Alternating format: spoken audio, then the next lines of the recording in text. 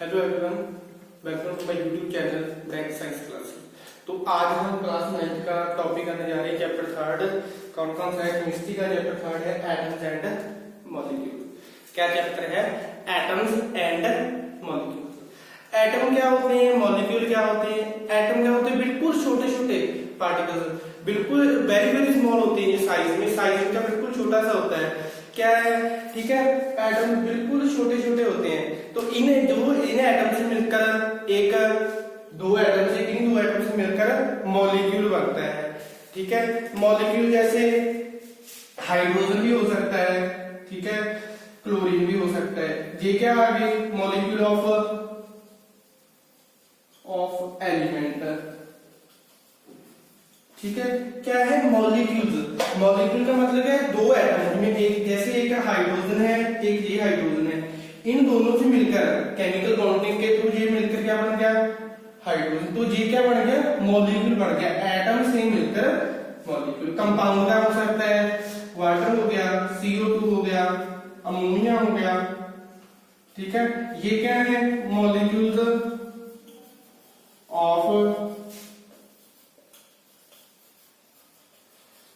Compound. ठीक है, तो एटम क्या है? वेरी स्मॉल इन साइज, बिल्कुल छोटे छोटे है। और मॉलिक्यूल क्या है? इलेक्ट्रिकली न्यूट्रल एलिमेंट है। इलेक्ट्रिकली न्यूट्रल होता है। कब न्यूट्रल हो जाता है? जब वो दो एटम से मिलकर एक नया मॉलिक्यूल बन जाता है। दो एटम है, मिलकर बन गया। जैसे वाटर किससे मिलकर बना? हाइड्रोजन है, ऑक्सीजन है। कंपाउंड क्या बना इसका? वाटर। वाटर क्या हो गया इसका? ये हो गया मॉलिक्यूल, हो गया ऑफ कंपाउंड। तो एटम और मॉलिक्यूल के बारे में पता चला। इसके बाद जो टॉपिक है हमारा, ये तो जस्ट सी नॉलेज थी। ठीक है, तो क्या है हमारा? Law of chemical combination. एक इसके तीन लॉ होते हैं कि क्या कहला है? एक तो आ गया law of conservation of mass, conservation of mass. ठीक है, एक आ गया law of constant proportion.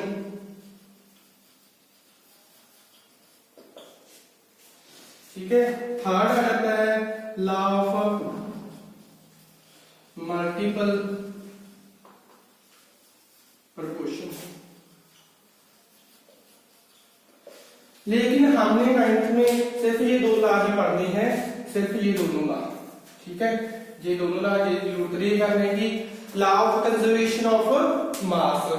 Law of conservation of mass का मतलब क्या है कि एक जैसे हमें पता है कि रिएक्टेंट से प्रोडक्ट बनता है। जो एरो की इस साइड होता है वो क्या होता है? रिएक्टेंट। जो उस साइड चला जाता है वो प्रोडक्ट होता है। जो मास है, जितने भी एलिमेंट रिएक्ट करके एक नया प्रोडक्ट बना रहे हैं, ठीक है, या एक जैसे वो आ जाती डीकंपोजिशन आती, एक कंपाउंड था वो दो एलिमेंट्स में कन्वर्ट हो जाता था। ठीक है, दो नए एलिमेंट्स में या दो नए कंपाउंड में।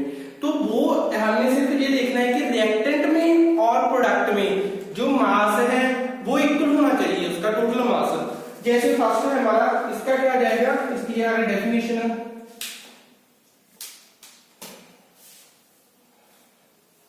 इसकी डेफिनेशन लिखेंगे अगर, क्या आ जाएगा?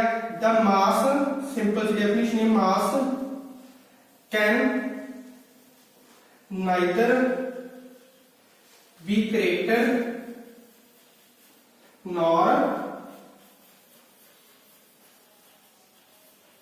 डिस्ट्रॉयड। ना तो हम अपनी तरफ से मास को क्रिएट कर सकते हैं, बढ़ा सकते हैं, ना ही उसे कम कर सकते हैं। जैसे कैल्शियम कार्बोनेट है, इसको अगर हीट करेंगे तो क्या प्रोडक्ट रहता है? Calcium oxide plus carbon dioxide. ठीक है, तो अगर इसका मास 100 ग्राम है, मास होता है ग्राम में, 100 ग्राम है, इसका मास 56 है और इसका आ जाएगा 44 ग्राम। अभी टोटल देखो बन गया दोनों का 100। यही है law of mass of, law of conservation of mass. Conservation का मतलब क्या है कि इक्वल प्रोपोर्शन में रहे, कंजर्व रहे, वो सेम रहे। कहने का मतलब कि चेंज ना हो। ठीक है, कैल्शियम कार्बोनेट का मास था 100 ग्राम, उसको हीट किया, calcium oxide plus carbon dioxide बन गया। तो कैल्शियम ऑक्साइड का क्या मास आ जाएगा? 56 ग्राम और कार्बन डाइऑक्साइड का 44। दोनों का प्लस करेंगे क्या आ गया 100 इधर 100 इधर हो गया। तो हमने सिर्फ ये देखना है कि law of conservation of mass की बात हो रही है, तो जो मास है रिएक्टेंट का और प्रोडक्ट का वो दोनों सेम होने चाहिए। ठीक है, तो सेकंड आ जाता है हमारा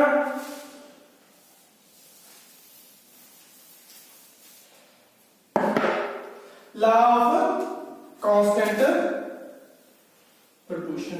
इसमें क्या है, जो एलिमेंट अटैच्ड है, जो एलिमेंट आपस में अटैच किए हुए हैं वो एक डेफिनेट प्रोपोर्शन में होते हैं। जैसे मैंने फर्स्ट या सेकंड चैप्टर में करवाया था कि वाटर कैसे बनता है।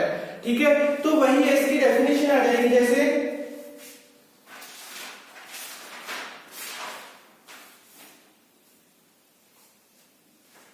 वही है कि जैसे law of conservation of mass है,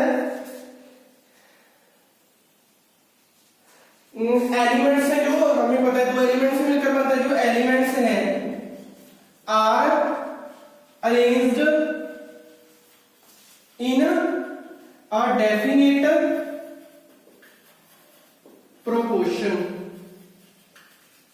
क्या है कि जो एलिमेंट्स हैं वो एक डेफिनेट प्रोपोर्शन में होंगे। जैसे वाटर मॉलिक्यूल है, ठीक है, इसकी रेशियो क्या होती है 1:8।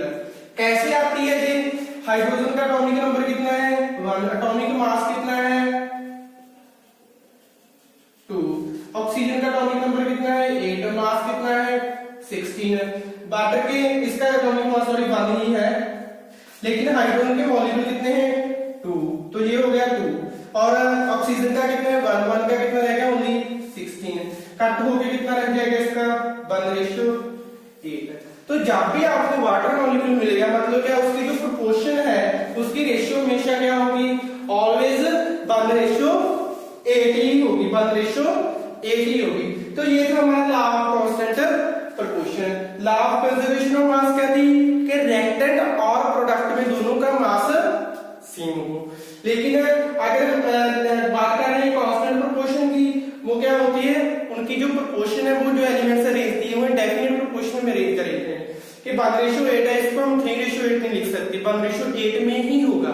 ठीक है, तो ये लास्ट में करने की जरूरत नहीं है। तो हमारा नेक्स्ट टॉपिक आ जाएगा डाल्टन्स एटॉमिक थ्योरी। ठीक है, डाल्टन्स एटॉमिक थ्योरी हमारी है Dalton's atomic theory. Dalton atomic theory में डाल्टन ने 1808 में एक थ्योरी फॉरवर्ड की थी, एक थ्योरी दी थी जिसके अकॉर्डिंग उसने कहा था कि एटम्स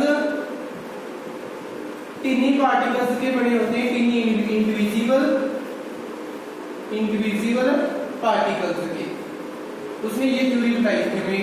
उसके पोस्टुलेट क्या क्या थे वो मैंने राइट किए हुए हैं कि उसने कहा क्या क्या कहा था कि एटम्स ऐसे होते हैं, ये ऐसे कंबाइन करते हैं, अगर सेम एलिमेंट है तो ये होता है, अगर डिफरेंट एलिमेंट है तो ये होता है। तो क्या थे पोस्टुलेट, जैसे फर्स्ट है all matter is made up of very टिनी particles. उसने कहा था कि जो मैटर है सारे का सारा कंपाउंड है, मैटर है, वो बना हुआ है बिल्कुल छोटे छोटे पार्टिकल्स। टिनी का मतलब क्या होते हैं, टिनी मतलब small particle.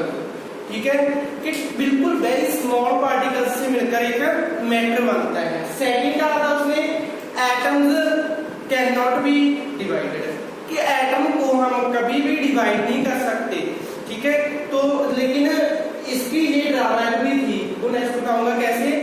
Atoms can not be divided, उसने कहा था कि हम एटम को डिवाइड नहीं कर सकते। थर्ड थी atoms can neither be created nor destroyed. ये सही था कि एटम को ना तो हम क्रिएट कर सकते हैं ना ही डिस्ट्रॉय कर सकते हैं। Atoms can neither be created nor destroyed. Fourth all the atoms of a given element are identical. क्या है आइडेंटिकल का मतलब क्या होता है, आइडेंटिकल का मतलब होता है सेम। ठीक है, कि सारे का सारा एटम जितने भी एटम है एक एलिमेंट के वो एवरी एस्पेक्ट में जाए, उसका मास देख लें, ठीक है, केमिकल प्रॉपर्टीज देख लें, साइज देख लें, वो क्या होगी, आइडेंटिकल होगी। कब? एटम्स ऑफ गिवन एलिमेंट, जो एलिमेंट हमें दिया हुआ है उसके एटम्स का मास, साइज, केमिकल प्रॉपर्टी हमेशा सेम ही रहेंगे, आइडेंटिकल। ये नहीं कि कुछ समय बाद चेंज हो जाएंगी। एटम्स ऑफ डिफरेंट एलिमेंट, उसने कहा था कि एटम से, ठीक है, atoms of different element, different mass, अलग अलग एलिमेंट का जो साइज है, मास है, केमिकल प्रॉपर्टीज है, वो अलग अलग होगा। ये दोनों इसकी, एक तो ये, एक दोनों ये इसकी ड्रॉबैक्स भी थी। कैसे, वो बताता हूँ। लास्ट है हमारे पास posted atoms of same element can combine more than one ratio to form more than compound.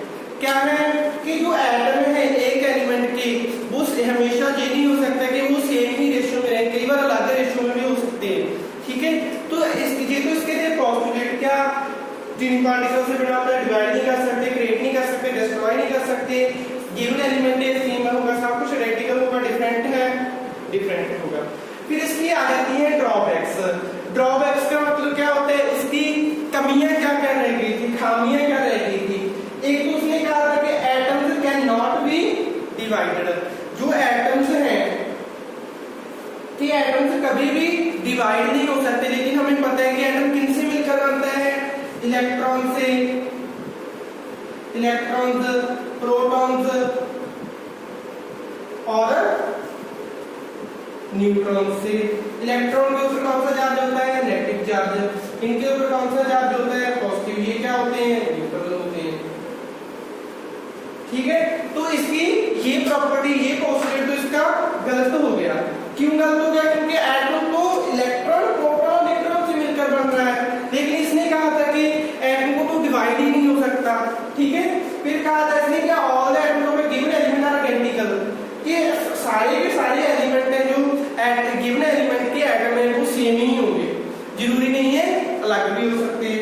वैसे इसने कहा था कि डिफरेंट एलिमेंट का मास हमेशा अलग ही होगा, लेकिन ये जरूरी थोड़ी कि दो एलिमेंट हो सकते हैं, ठीक है। उन दोनों का एलिमेंट का जो मास का हम मास निकालेंगे, मास कैसे निकालते हैं बाद में बताऊंगा, कि जब उसका मास निकालेंगे, मान लो एक एलिमेंट ये है, एक एलिमेंट ये है, इनका मास हमेशा अलग अलग होगा, जरूरी नहीं, कई बार सेम भी हो सकता है दोनों का मास, ठीक है।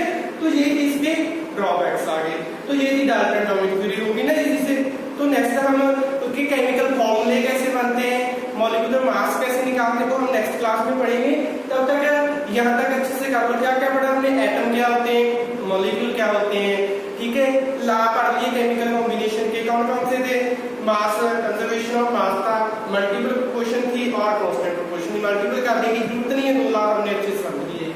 फिर हमने डाल्टन की एटॉमिक थ्योरी पढ़ ली। डाल्टन एटॉमिक थ्योरी कितने में दी थी, 1808 में, 1808 में, ठीक है। फिर इसके पोस्टुलेट पढ़ ली, इसकी ड्रॉबैक्स बता दी क्या क्या है, ठीक है। तो ज्यादा से ज्यादा चैनल को सब्सक्राइब करें।